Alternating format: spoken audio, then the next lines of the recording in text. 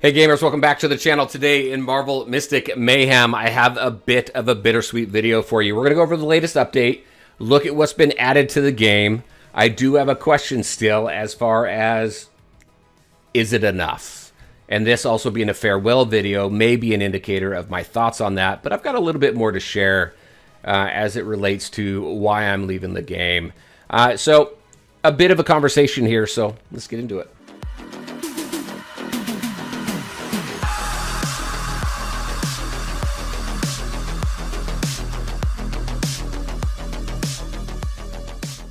All right, and welcome back. Let's go ahead. Let's jump into the update before we get into the farewell. But let me go into here. Actually, not over here. I'm going to go over here and click on this preview.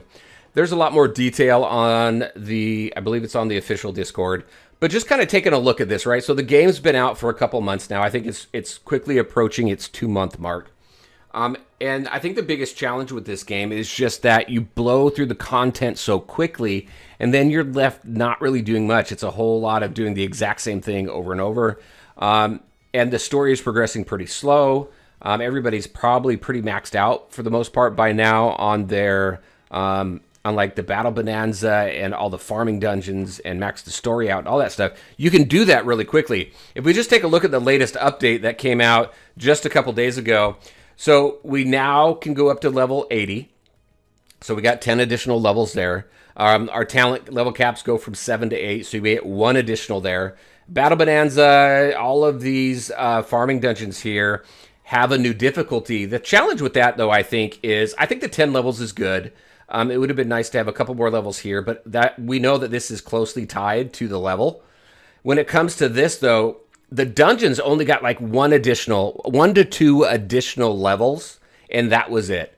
And I think one of the most challenging things for me, and actually pretty frustrating, was the Rune Raid, where you're not getting the legendary, the unique artifacts, right? I have done that dungeon so much, and I have never got a unique artifact out of that dungeon. Now, I think they helped with that a little bit, but I haven't logged in the game in a bit.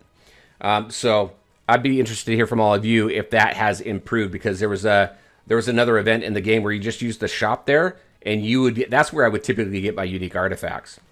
So we got a level or 2 on these farming dungeons, and then artifacts have been changed a little bit. Each hero can only equip 1 unique artifact now. That's not bad. I think that's good, because when you take a look at, oh my gosh, I took a week off because I needed some downtime, and I'll tell you, when you take a week off, you kind of forget some stuff. Nightfall. So the Nightfall dungeons here, people were equipping their heroes with dual unique artifacts. Actually, I'm gonna go back in there here. So just, I'll go into here and just kind of take a look at who the top 2 are, and they would typically have 2 of these unique artifacts, not the same one obviously, but so they did change that. This one, actually, they didn't. You're not supposed to be able to do that. So I'm not sure if it was there. Maybe if that person removes it, then they can't go ahead and equip. I don't know. Let me go back over to this.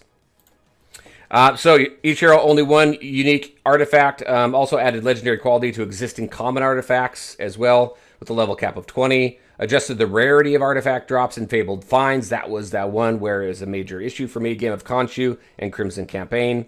So it's supposed to make getting the unique artifacts a little bit easier. Also, a couple things that have been added outside of that. If we go into the shop, let's go to the uniform shop. Look at this. We've got Hydra Supreme. I figured that this was going to be a uniform and not another variant or anything, and it is. So Hydra Supreme is a uniform, which I think it's pretty cool. And then the newest character, obviously, we have Gambit. Love Gambit. One of my favorite Marvel characters. But I don't know, kind of out of place in my opinion. I don't know, it's kind of weird. We got this Asgard stuff, and then all of a sudden we go into Gambit. Maybe there's something that's going to be tied to it a little bit later. But when I go back and I take a look at the updates and I say, hey, is there enough in that update to keep me interested? Unfortunately not. So the game hasn't really grabbed me like I had hoped it would. I had some fun really early on. I think when you first get introduced to the game, there's a lot of cool concepts. and some innovative things that the game has did. However, the game has did, the developers have done when building this game. But I still go back to something that I mentioned in a previous video. I think the game came out too quickly. They didn't release with enough characters. They didn't release with enough content, and I think that is hurting them. In their first month revenue, they made $2 million, which is very, very low. They had less than 1 million downloads. Again, something that's very, very low.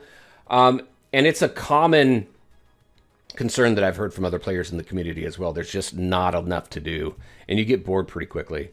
People will come take a break for a few weeks or a month or so. Well, I guess it's only been out for a couple months, but when the new update comes, they'll come into the game, they'll play it. You could typically max out the new content in a month. You're not going to max out the 10 levels in a day or two, but typically you can max out the new content in about a day or two. So I don't know. There's just not enough here to grab me.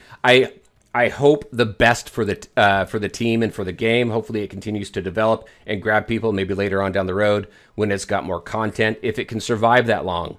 There's a challenge there as well. There's some very steep competition, I believe, this game has with DC Dark Legion. Yes, there are some gameplay, and I mean, the games are a bit different.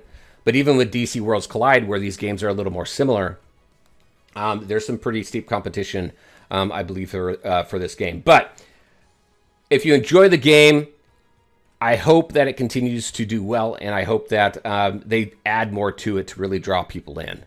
But there you go, everybody. That's what I had for you. Just something fairly quick to go over the newest update, give my opinions on it. I'd be very curious on your opinions as well. What do you think about the content in the game, the new updates that are coming, the characters that have been released so far? And are you done with the game, or are you still playing strong? All right, everybody. That's what I had for you. This is me saying farewell to Marvel Mystic Mayhem. I do have some other games that I create content for, DC Dark Legion, DC Worlds Collide. I've also got a new game. My wife and I are going to be collaborating on a new game, which is going to be a lot of fun. We got a whole new channel that we're going to launch for that. So hopefully you check that out. And there you go, everybody. That's what I had for you. As always, if you enjoy the content that you see on this channel, make sure to hit that like button. Make sure to hit the subscribe button. Leave some comments. Let me know what you think. All right, everybody. Take care. We'll see you next time.